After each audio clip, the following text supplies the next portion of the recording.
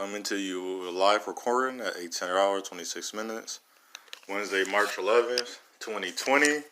Oh, another thing, make sure you write 2020 on your checks, bills, or anything of an importance that's not as a personal account of your record, so people can know that it's the year 2020, not whatever other year, or you can change it to a date or whatever it may be. This is for the Sports Talk series, and this topic to me, and we can talk, and I love mature discussions with truth, facts, and visual. I'm gonna say that again: truth, facts, and visuals. What I mean by true facts and visuals, even videos. Give me that visual that you seen it with your eyes at the live games, or you was there, or you was watching it on television when it was live. So that means I was born in 1982. So in 1996, 94, 90, and even in 92, I was 10. I remember a good amount of things that I seen when I was 10. On that account. Now, I was born in 1990 and I was 2. That'd be a different story. But I was born in 1982.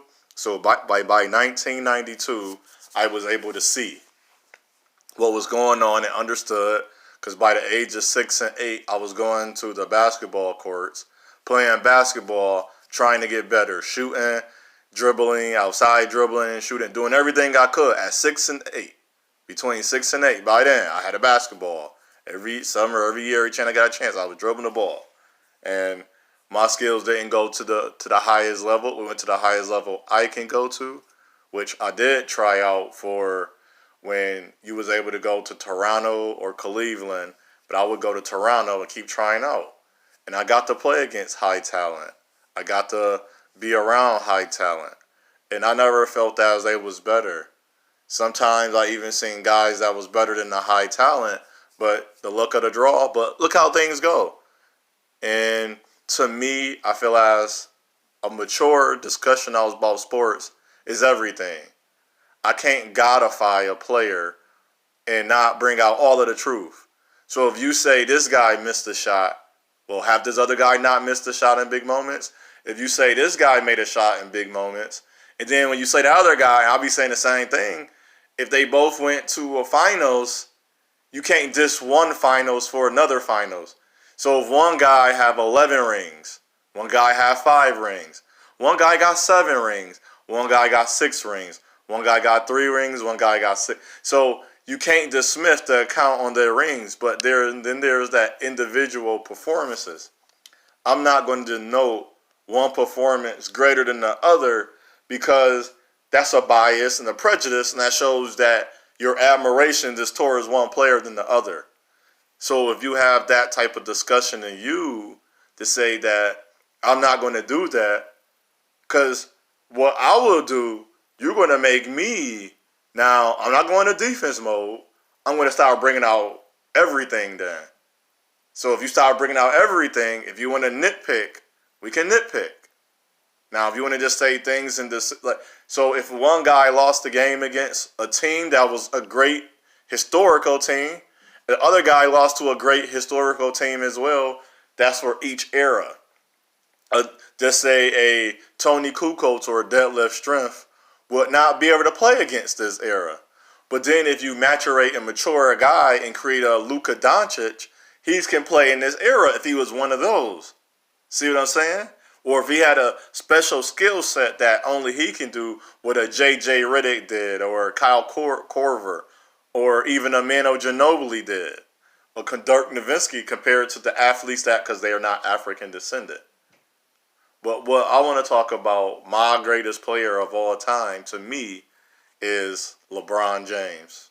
I'll write that down at 4:30. I started my topic. So to me, the greatest player of all time to me is, and I don't do all time because there's eras. I was born in 82, so there's 80s, 90s, between the 2010 to 2020. So That's one, two, three. That's 4 different eras. So we had the 80s where the Magic and the Celtics were literally for a decade was the NBA champions. Then you had the 90s where the Bulls, Lakers, and the Spurs was the NBA champions. And then 2000, 2010, you had Cleveland, Miami, and I want to say, no, Cleveland, Miami, and then the Lakers. Then 2010 to 20, you had Cleveland couple one, and then you had Golden State. Those are the predominant teams of those eras, and that's pretty much those teams pretty much have the NBA ring title. And I want to say the Lakers and Celtics has the most rings, and those were the teams. But then in between, you had Houston because those great players, Portland, Drexler, Olajuwon. The Knicks never won. I'm born and raised in Buffalo, New York. The Knicks never won. And so, with that being said, why LeBron is my greatest player, what I call great is based on help, because that's part of me. I can do it by myself, but I can also, and since this is sports, I can assist the ball. Assist. The greatest gesture in NBA, National Basketball Association, or a basketball amateur pro, semi-pro, is the assist. It's when you can get a guy open. That means you can see the game. And that shows unselfishness, because in basketball, you have to have a little bit of selfishness in you too as well as passing. And throughout history, before LeBron, it was Big O. His name was Oscar Robertson. He had many assists. He was the first player before they started keeping track to average a triple-double. And now we have Russell Westbrook, who averaged a triple-double, in a season, as Oscar Robertson, he had it in the season. Russell Westbrook did it 2 straight seasons.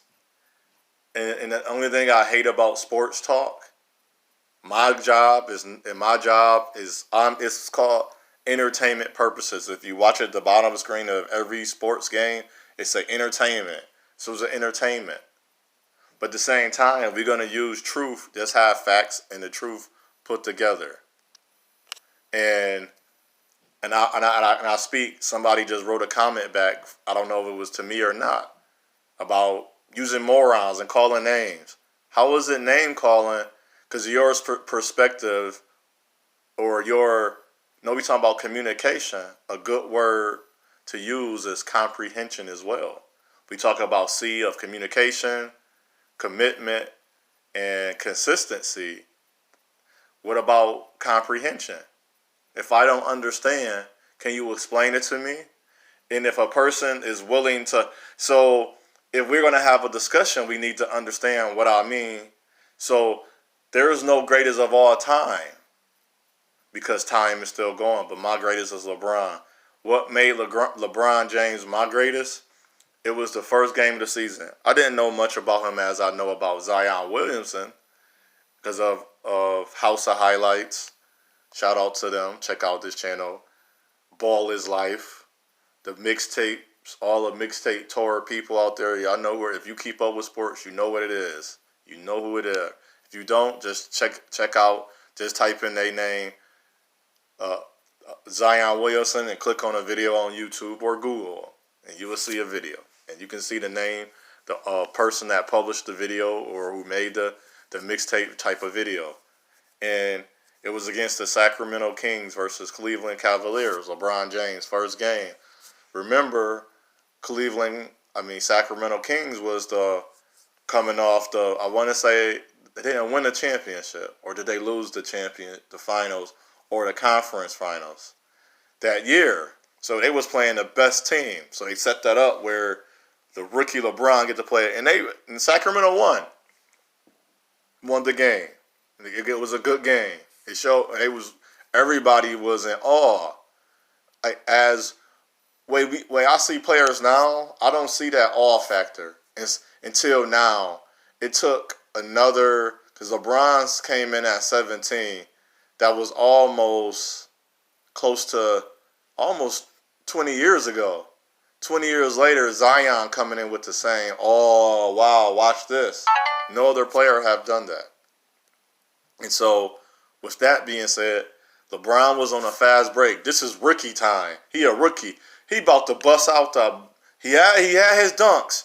But his first game of the season, LeBron, it happened the second game of the season when he had his dunk. He had a chance. But his peripheral, he's saying Larry Hughes. And what LeBron did was the most unselfish thing I ever seen. Because I can bring up times and information about players that we godify and we compare LeBron to, or they compare LeBron to after they seen LeBron greatness. He was very selfish. And I mean to the point where he nudged the player out and got the player traded. Nobody talk about that. See, we diminish and belittle certain guys, but I don't go below the belt to talk about the player that I call the greatest in my eyes. And he passed the ball. Remember Larry Hughes? He passed the ball to Larry Hughes, and Larry Hughes had a little spectacular dunk. It wasn't like it's a great, because we was watching LeBron, and we're not going to diminish Larry Hughes. Great career, and to me, for the Sports Talk series, that's why LeBron my greatest. My greatest is not based upon what somebody said to me, how they narrate it. Because to me, you need a team to win anything. One man moves is not always the best move. So sometimes it might take another man to help him. So if you're playing a 5-on-5 sport and you playing both sides, and we call this one the court because it's a basketball court with 2 baskets in the sidelines, and then you got the regulations and the rules, you can do everything, but that require a lot of energy, and that's rare. That unless you play in a lower tier caliber player or team, that's why college is a big deal. What is you doing in college? You went watching LeBron do this to high school people and then go do this to grown men. Now I'm watching this in Zion Williamson. He did that to high school people. Now he's doing it to grown men or men his size, men his age, or men older than him. That's seasoned veterans. That's what LeBron did for me. I got to watch the guy around the same age become great, and then about to be top 5 in every statistical category. He had 3 championships. He went to 9 NBA finals. He's about to be 9. If he can do it this year, he's been to 8. He's about to be 9 NBA finals. He had 2 gold medals. That means if you take into account for 17 season, he haven't been at home. If you think you were playing basketball from literally, if you start when he first started going to the Olympics, after a second or third season,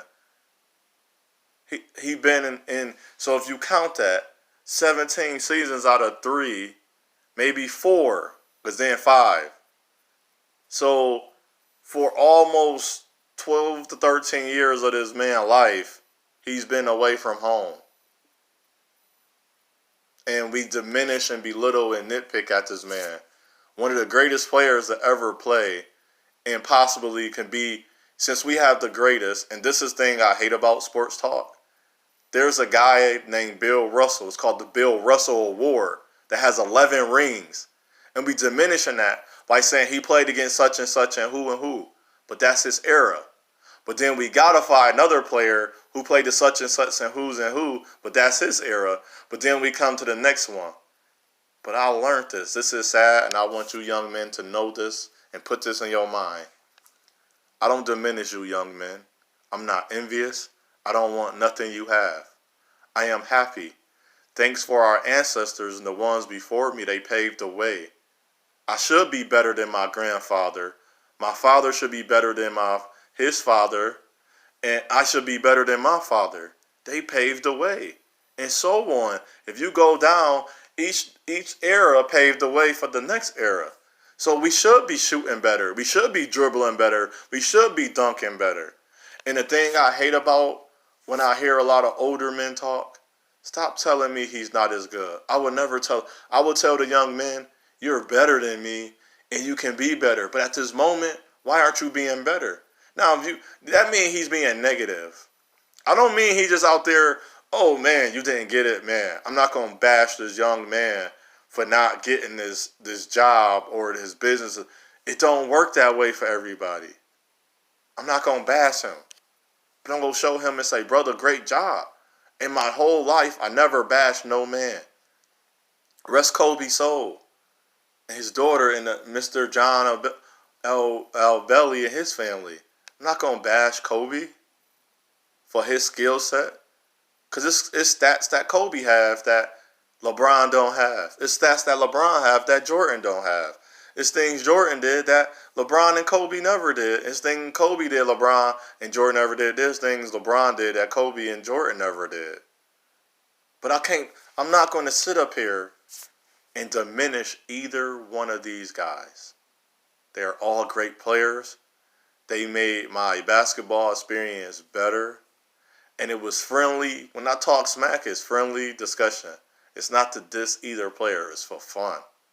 But to get serious blown, and if I signed all right, because it's not that what you is what you said and how you said it that got me to the point where it said, I'm not going to talk to you about sports anymore or talk to these people. I don't got to call you a man to make my point. And your point got to be just. So just as you diminish LeBron, go diminish Jordan. Go diminish Kobe in the same light. Talk about turnovers. They all have the same amount of turnover. They all have the same amount of points to turnover ratio. They all got championships. What did they do to get there? We would say one thing don't matter here than the other. You would say the conference is weaker, but it's there, but that same conference the other guy played in. So what you gonna keep trying to take away from each of these players? It's just minute. It's making it so you're basically just going to diminish the sport all up in itself. It has nothing to do with the player no more. That is just personal with you. And I want to say this. I'm not the type of brother that give up on a brother. I don't see that as toxic. I don't see you as toxic. If it's 20 people harming a person, there's a chance that possibly out of those 20 people, 4 people can be helped. So I will keep that there for those 4 people. Because trust me, there's going to be the 4 people that's going to come back. And they're going to be the people you least expect. I'm not worried about the other 16. But eventually they're going to have to come to. They're going to have to mature up and have to acknowledge some things themselves. So just as we are with these celebrities and athletes, let's be as this with our families. We watching people, I don't care if they're a celebrity or not. I'm watching people that's not celebrities. The guy called me and told me his father died. I talked to the gentleman, just met him outside and got his phone number, and we just talked here and there, see how he was doing, and seeing each other out and about. And might have ate or two because we was out and about, and we stopped at a place and we ate and talked. And I was just listening. I listen too, just because it don't seem as I listen. So what I say unto one, I say unto all, is our path, is our journey, is our choice. Please choose wisely. Don't let people dictate who you are and how you are and who you're going to be and what you're supposed to be. Don't let the world do it. The world already did it, so stop letting it do it to you. And I want to say, too, I love my city I'm in. It made me who I am. And you got to learn your city. Learn the people you're around. If you want to build a business, is there a market for a business in that city? If not, maybe you might want to move. Or maybe you might want to explore options of what I have to do to show people that this is useful to them. Say la.